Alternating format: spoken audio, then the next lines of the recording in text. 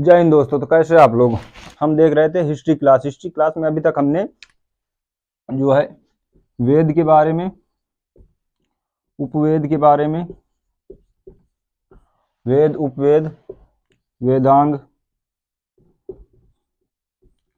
वेदांत, वेदांत जिसे उपनिषद भी कहा जाता है, ब्राह्मण ग्रंथ, ब्राह्मण ग्रंथ, ब्राह्मण ग्रंथ, आरण्यक, आरण्यक और स्मृति साहित्य। स्मृति साहित्य, स्मृति साहित्य के बारे में देख चुके थे। स्मृति साहित्य में हमने देखा था मनुस्मृति और याज्ञवल्क्य स्मृति। याज्ञवल्क्य स्मृति साहित्य में जुआ खेलने को उचित माना गया है, सही माना गया है। जो याज्ञवल्क्य स्मृति साहित्य की रचना की थी वो याज्ञवल्क्य ऋषि ने की थी और उन्होंने अपने स्मृति साहित्य में बताया कि जुआ खेलना सही है और आपका जो मन उचित करता है वो आप कर सकते हैं। तो ये स्मृति साहित्य ज्यादा प्रचलित नहीं हुई। इसके बाद मनुस्मृति साहित्य इसमें सबसे ज्यादा प्रचलन में आई। जो मनुस्मृति साहित्य जो है ये पहली भारतीय कानूनी पुस्तक भी मानी जाती है इसको। जो भारत का पहला कानून था, भारत के जो पहले कानून नियम जो थे वो इसी स्मृति साहित्य से लिए गए थे। इसमें इस स्त्री और वैश्य लोगों का, जो शूद्र लोग थे, उनकी जो स्थिति थी वो बहुत ही बदतर स्थिति थी, वो इतनी अच्छी स्थिति नहीं थी। आप समझ सकते हैं कि एक स्त्री का जो विवाह की आयु थी वो 12 वर्ष थी और पुरुष की 25 वर्ष मानी जाती थी। आप समझ सकते हैं 12 वर्ष की एक छोटी सी बच्ची कितनी होती है। तो उस समय जब विवाह की आयु थी वो 12 वर्ष मानी जाती थी।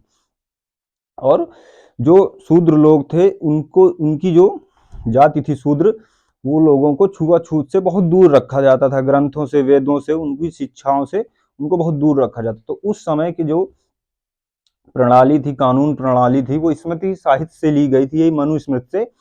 तो इसमें शूद्रों को और स्त्रियों की दशा जो थी वो बहुत ही खराब दशा थी। मनुस्मृति में 8 प्रकार के विवाह का वर्णन है। 8 प्रकार के विवाह का वर्णन है। पहला ब्राह्मण विवाह। ब्राह्मण विवाह, ब्राह्मण विवाह में पुत्री का पिता जो होता था वो अपने पुत्री के लिए एक सुयोग्य वर ढूंढकर उसको ब्याह करता था। दूसरा था देव विवाह। देव विवाह, देव विवाह, देव विवाह में पिता अपनी पुत्री को ब्राह्मण को ब्याहता था। ब्राह्मण को मतलब ब्राह्मण के जाति में उसका विवाह करता था, तो ये देव विवाह। तीसरा था आर्ष विवाह।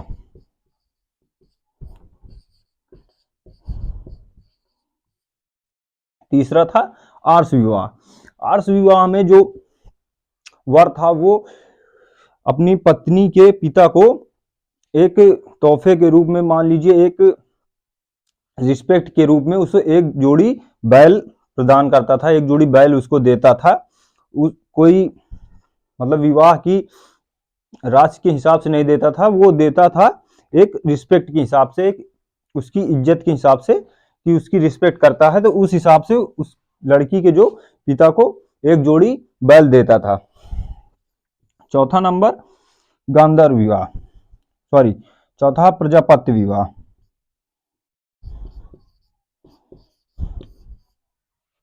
चौथा है प्रजापत्य विवाह। चौथा प्रजापत्य विवाह में ऐसा होता था कि पुरुष की तरफ से स्त्री के लिए विवाह का नेता आता था, कि पुरुष की तरफ से विवाह के लिए प्रस्ताव आता था स्त्री के लिए। तो चौथा था प्रजापत्य विवाह। पांचवा था असुर विवाह।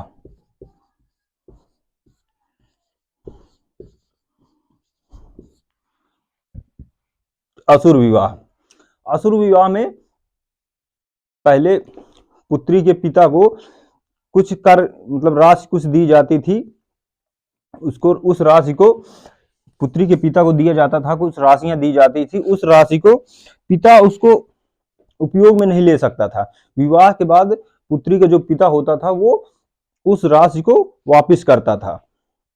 तो ये असुर विवाह था। छठा, गांधार विवाह। गांधार विवाह, गांधार विवाह में ना किसी पिता और किसी के पिता और माता की विदाउट इच्छा, बिना इच्छा के विवाह करना, माता पिता के बिना इच्छा के विवाह करना गांधार विवाह कहलाता था। सातवां था राक्षस विवाह। राक्षस विवाह, राक्षस विवाह में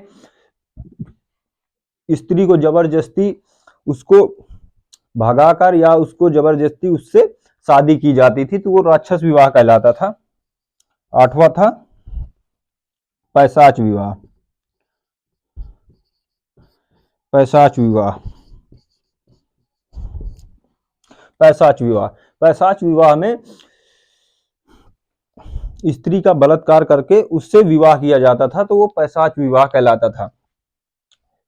उस समय विवाह के जो ये चार ही मूल जो मान्य थे वो चार ही थे। और शूद्रों के लिए ये असुर विवाह का प्रचलन था, शूद्रों में असुर विवाह का प्रचलन था उस समय। और ये विवाह, चार विवाह ही मान्य थे। आगे हम देखेंगे स्मृति साहित्य में ही लाइफ के कई स्टेजों के बारे में वर्णन है। लाइफ के कई स्टेज माने जाते हैं उनके बारे में वर्णन है। इनको संस्कार भी कहा जाता है। तो मनुस्मृति में लाइफ की स्टेजेस को कई भागों में बांटा गया है, तो उसे संस्कार भी कहा जाता है। तो उनकी संख्या 16 है। संस्कारों की संख्या 16 है। उस समय मनुस्मृति में जो संस्कारों की संख्या मानी जाती वो 16 संस्कार माने जाते थे। उसमें से पहला गर्भाधान। गर्भाधान, गर्भाधान में जब कोई बच्चा गर्भ में आ जाता था तो गर्भाधान। दूसरा था पुंसवन।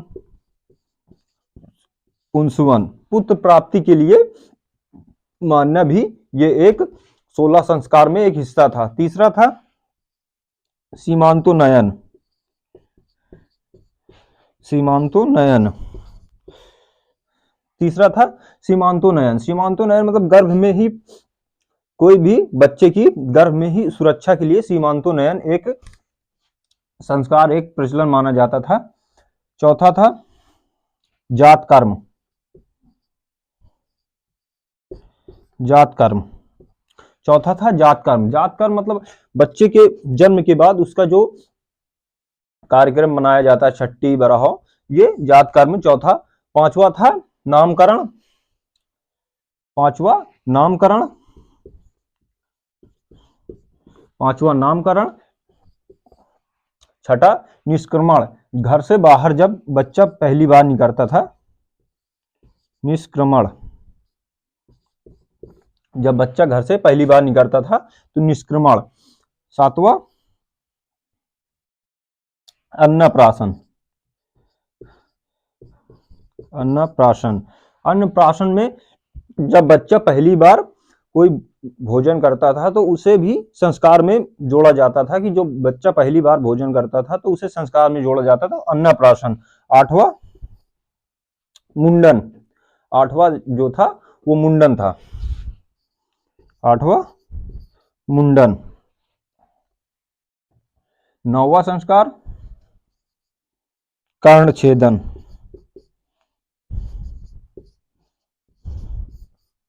मुंडन को ही चूड़ा कर्म कहा जाता था। चूड़ा कर्म, चूड़ा कर्म मुंडन को ही कहा जाता था, चूड़ा कर्म। नौवां था कर्णछेदन। दसवां जो था वो शिक्षा प्राप्ति के लिए था। 10वां शिक्षा प्राप्ति। 11वां जो था उपनयन। उपनयन मतलब कि शिक्षा प्राप्ति के लिए, शिक्षा प्राप्ति के बाद उपनयन मतलब उसको वेदों की तरफ उसको भेजना। फिर पहले था कर्ण छेदन, उसके बाद शिक्षा के लिए, शिक्षा प्राप्ति के लिए। 11वां था उपनयन, उपनयन। 12वां वेदारंभ, वेद की शिक्षा प्राप्ति के लिए। उससे पहले जो कर्म करवाए जाते थे, जो उससे प्रतिज्ञा करवाई जाती थी, वो उपनयन कहे जाते थे। उसके बाद वेदारंभ, वेदारंभ के बाद 13वां, 13वां जो था वेदारंभ, 13वां जो मुंडन संस्कार फिर से करवाया जाता था उस समय। उसका जब पूरी शिक्षा कंप्लीट हो जाती थी तो उसके बाद उसका मुंडन करवाया जाता था, तो मुंडन संस्कार, मुंडन संस्कार या बाल अर्पण संस्कार शिक्षा के बाद जो होता था। तो 14वां शिक्षा प्राप्ति के बाद, शिक्षा प्राप्ति के बाद जो मुंडन करवाया जाता था, शिक्षा प्राप्ति के बाद। उसके बाद 15वां विवाह संस्कार, और 16वां जो था वो अंत्येष्टि कार्यक्रम,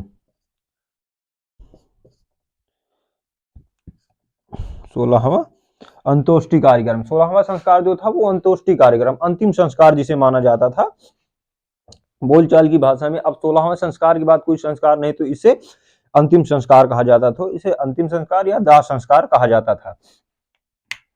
अब हम आगे देखेंगे महाकाव्य के बारे में, अब हम आगे देखेंगे महाकाव्य के बारे में।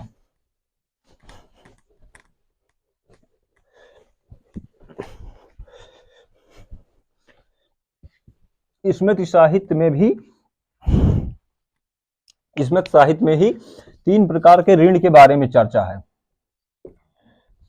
स्मृति साहित्य में 3 प्रकार के ऋण के बारे में चर्चा है।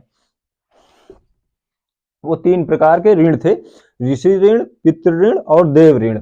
3 प्रकार के ऋण की चर्चा है। पहला ऋषि ऋण, पहला ऋषि ऋण, दूसरा पितृ ऋण, पितृ ऋण, तीसरा देव ऋण। 3 प्रकार के ऋण के बारे में चर्चा थी, ऋषि ऋण, पितृ ऋण और देव ऋण। ऋषि ऋण प्राचीन शिक्षा, जो हम प्राचीन ज्ञान लेते थे वेदों से। अब उस समय ज्ञान का जो स्रोत था वो गुरुकुल, और जो हमारे गुरु होते थे वो शिक्षा के तौर पर, शिक्षा के बाद जो गुरु दक्षिणा के तौर पर लेते थे। तो उन्होंने, उस समय का ये प्रचलन था कि अपने गुरु का सम्मान बहुत ज्यादा किया जाता था, तो उनके कुछ, उनकी बातों का जो पालन होता था उसको ही ऋषि ऋण कहा जाता था। उस ऋण को अदा करते थे। अब आप जैसे दूसरे को पढ़ा रहे हैं, आपको कोई पढ़ाया, उसके बाद आप दूसरे को पढ़ा रहे हैं, तो उस प्रकार से ये ऋण चुकता किया जा सकता था। पितृ ऋण पूर्वजों के प्रति कर्तव्य, पूर्वजों के प्रति कर्तव्य,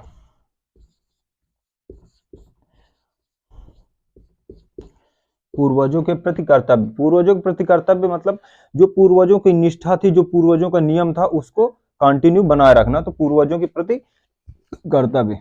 देव ऋण, देव ऋण में पूजा पाठ करके, यज्ञ हवन करके इस ऋण को अदा किया जा सकता था। अब एक चौथा ऋण था मातृ ऋण, मातृ ऋण। इस ऋण को अदा नहीं किया जा सकता था, तो क्वेश्चन पूछ लेता कौन सा ऋण है जिसे अदा नहीं किया जा सकता, तो वो है मातृ ऋण। अब आगे देखेंगे महाकाव्य के बारे में, महाकाव्य के बारे में।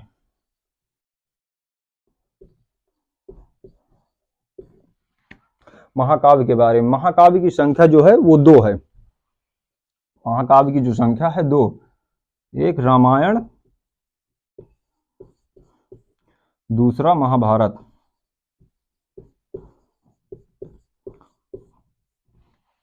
दूसरा महाभारत। महाकाव्यों की जो संख्या है वो 2 है, रामायण और महाभारत।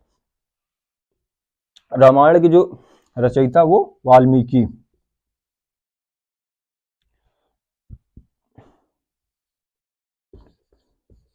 रामायण के जो रचयिता हैं वो वाल्मीकि और महाभारत के वेद व्यास। महाभारत के जो रचयिता हैं वो है वेद व्यास। अब पूछ सकता है कि सबसे बड़ा काव्य कौन सा है, तो वो रामायण, और सबसे बड़ा महाकाव्य कौन सा है, तो वो महाभारत है। अब रामायण के लेसन थे, रामायण के जो पाठ होते हैं उनको कहा जाता है, इनको कहा जाता है कांड। रामायण के लेसन को कहा जाता है कांड, जिनकी संख्या है 7, जिसकी संख्या 7 है। बालकांड, अयोध्याकांड, आरण्यक, सुंदरकांड, और इसके बाद किष्किंधा कांड और युद्धकांड, और उसके बाद उत्तरकांड। तो इसकी संख्या जो है, रामायण की जो लेसन की संख्या है वो 7 भागों में है। इसमें सबसे इंपॉर्टेंट है वो है सुंदरकांड। सुंदरकांड, इसमें सबसे इंपॉर्टेंट जो है वो सुंदरकांड है। महाभारत के जो रचयिता है वो है वेद व्यास। महाभारत के लेसन को, महाभारत के जो पाठ है उसको कहा जाता है पर्व। महाभारत के जो लेसन होते हैं उनको कहा जाता है पर्व। इनकी संख्या 18 है। इसमें जो सबसे इंपॉर्टेंट पर्व है वो है भीष्म पर्व। सबसे इंपॉर्टेंट जो सबसे महत्वपूर्ण पर्व है वो है भीष्म पर्व। इसी पर्व में श्री कृष्ण भगवान ने अर्जुन को गीता का उपदेश दिया। उन्होंने गीता का उपदेश दिया, गीता के उपदेश अर्जुन को दिया। तो वो सबसे इंपॉर्टेंट पर्व जो है वो भीष्म पर्व है। अब रामायण में पहले 6000 श्लोक थे, पहले 6000 श्लोक थे, बाद में उसके बाद 12000 श्लोक हुए, फिर कालांतर में 24000 श्लोक हुए, 24000 श्लोक हुए। रामायण में पहले 6000 श्लोक थे, उसके बाद 12000 श्लोक हुए, और कालांतर में अभी प्रेजेंट टाइम में 24000 श्लोक हैं। इसे चतुर्वशी साहसी संहिता भी कहा जाता है। रामायण को चतुर्विशति साहसी संहिता भी कहा जाता है।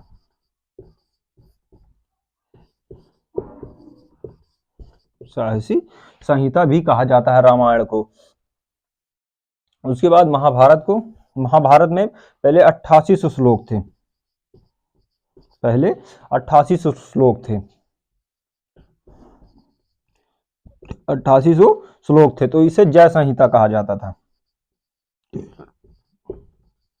इसे जय संहिता कहा जाता था। विजय के बारे में वर्णन था इसमें 8800 श्लोक थे पहले। उसके बाद इसमें 24000 श्लोक हुए। उसके बाद इसमें 24000 श्लोक हुए, तो इसको भारत कहा जाने लगा।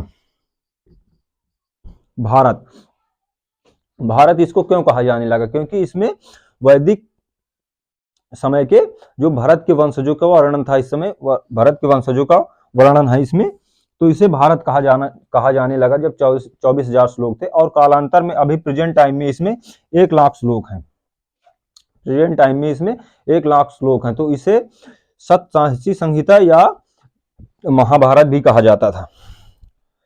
प्रेजेंट टाइम में इसमें 1 लाख श्लोक हैं, तो इसे सप्तसाहसी संहिता या महाभारत भी कहा जाता है। महाभारत भी कहा जाता है। अब अकबर के समय इन दोनों महाकाव्यों का फारसी में अनुवाद हुआ। अकबर के समय, अब पूछ लेता है किसके कालखंड के समय 2 महाकाव्यों रामायण और महाभारत का फारसी में अनुवाद हुआ, और किसके समय हुआ और किसने किया? तो 2 महाकाव्य, पहला रामायण का जो फारसी में अनुवाद किया वो किया बदायूनी ने। रामायण का जो फारसी में अनुवाद किया वो बदायूनी ने, और महाभारत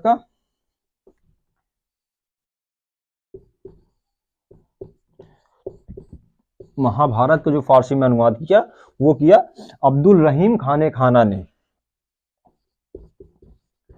अब्दुल रहीम खाने खाना ने। खाने खाना जो है ये उपाधि है, मेन नाम उसका अब्दुल रहीम ही था, ये उपाधि है खाने खाना। तो महाभारत का जो फारसी में अनुवाद हुआ वो अब्दुल रहीम खाने खाना ने, और रामायण का बदायूनी ने किया। अब्दुल रहीम ने जो महाभारत का अनुवाद किया फारसी में, उस पुस्तक का जो नाम रखा वो रखा रज्मनामा। उस पुस्तक का नाम रखा रज्मनामा। बदायूनी ने जो अनुवाद किया वो रामायण ही रखा। इसके बाद हम देखेंगे वैदिक सभ्यता। अब हम देखेंगे वैदिक सभ्यता, जहां से भारत का मेनली मुख्य इतिहास जब चालू होता है वो होता है वैदिक काल से चालू होता है। तो हम देखेंगे वैदिक काल। वैदिक काल, भारत का जो मुख्य इतिहास जहां से चालू होता है वो होता है वैदिक काल से। वैदिक काल 1500 BC से 600 BC तक, 1500 ईसा पूर्व से 600 ईसा पूर्व तक के कालखंड को वैदिक काल कहा जाता है। अब वैदिक काल इसको क्यों कहा जाता है? क्योंकि इस समय ही वेदों उपवेदों सभी जो ग्रंथ थे उनकी रचना हुई, तो इस काल को वैदिक काल ही कहा जाता है, वैदिक काल कहा जाता है। अब वैदिक काल की रचना किसने की या वैदिक काल लाया कौन? तो वो थे आर्य, वो आर्य थे। अब आर्य जो थे वो सेंट्रल एशिया से आए थे भारत में। आर्य जो आए थे वो मध्य एशिया से आए थे। आर्य जो थे वो मध्य एशिया से भारत आए थे, और इनकी जो लैंग्वेज थी, इनकी जो भाषा थी वो संस्कृत थी। इनकी जो भाषा थी वो संस्कृत थी, इनकी जो लैंग्वेज थी वो संस्कृत थी। और ये अपने आप को श्रेष्ठ समझते थे, ये अपने आप को श्रेष्ठ समझते थे, क्योंकि उस समय जो देवताओं की भाषा थी वो भी संस्कृत ही थी, इसलिए ये अपने आप को श्रेष्ठ समझते थे। इनकी जो भाषा थी वो संस्कृत थी, ये अपने आप को श्रेष्ठ समझते थे, ये अपने आप को श्रेष्ठ समझते थे। और जिसको संस्कृत नहीं आती थी उसको अनार्य या निम्न समझते थे, अनार्य या निम्न बोलते थे।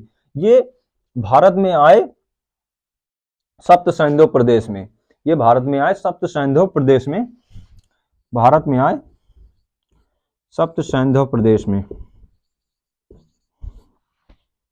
सप्त सैंधव प्रदेश में आए, जो प्रेजेंट टाइम का पंजाब और हरियाणा का क्षेत्र है, वहां पर ये लोग आए। अब ये सप्त सैंधव प्रदेश में ही क्यों आए? क्योंकि वहां पर वहां की जो जमीनें थी वो बहुत उपजाऊ जमीनें थी, बहुत ही उपजाऊ जमीनें थी, और वहां पानी की सुविधाएं थी। सप्त मतलब 7, सैंधव मतलब नदियां, वहां पर 7 नदियां बहती थी। जो जहां आए ये पंजाब हरियाणा क्षेत्र में, वहां 7 नदियां बहती थी, झेलम, चिनाब, रावी, सतलज, व्यास और सिंधु, इसके बाद घग्गर जिसे सरस्वती भी कहा जाता है। ये 7 नदियां वहां बहती थी, तो इसे सप्त सैंधव प्रदेश भी कहा जाता था। अब वहां की जो जमीनें थी वो बहुत उपजाऊ जमीनें थी। आप प्रेजेंट टाइम में ही देखिए पंजाब और हरियाणा की जो जमीनें हैं वो बहुत ही प्रति हेक्टेयर बहुत ही ज्यादा उपजाऊ हैं भारत में हर जगह से।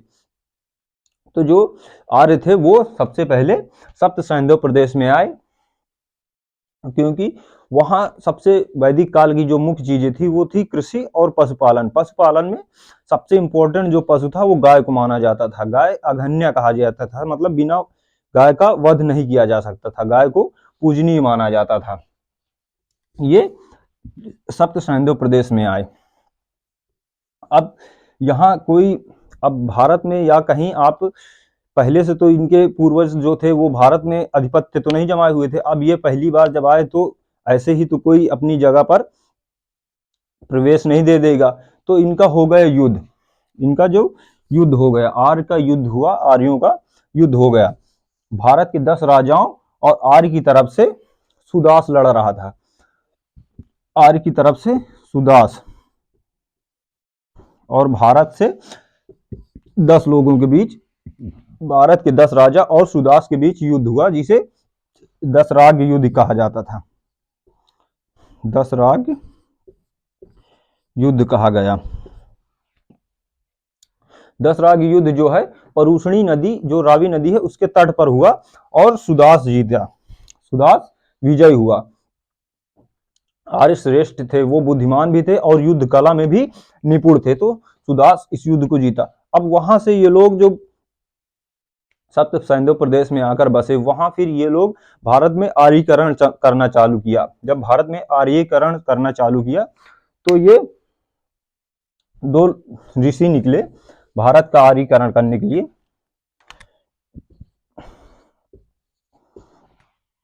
जब भारत का आर्यीकरण करना था तो 2 ऋषि निकले। अब भारत को शिक्षित करने का इन्होंने सोचा, आर्यों ने सोचा कि हम भारत को भी संस्कृत सिखाएंगे और अच्छी शिक्षा देंगे। तो भारत के जब आर्यीकरण करना शुरू किया तो उत्तर भारत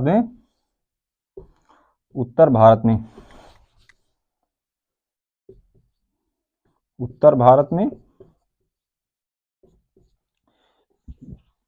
गौतम राहुगढ़ ऋषि जो थे, गौतम राहुगढ़ ऋषि गौतम राहुगढ़, और दक्षिण भारत का जो आर्यीकरण था, दक्षिण भारत का आर्यीकरण ऋषि अगस्त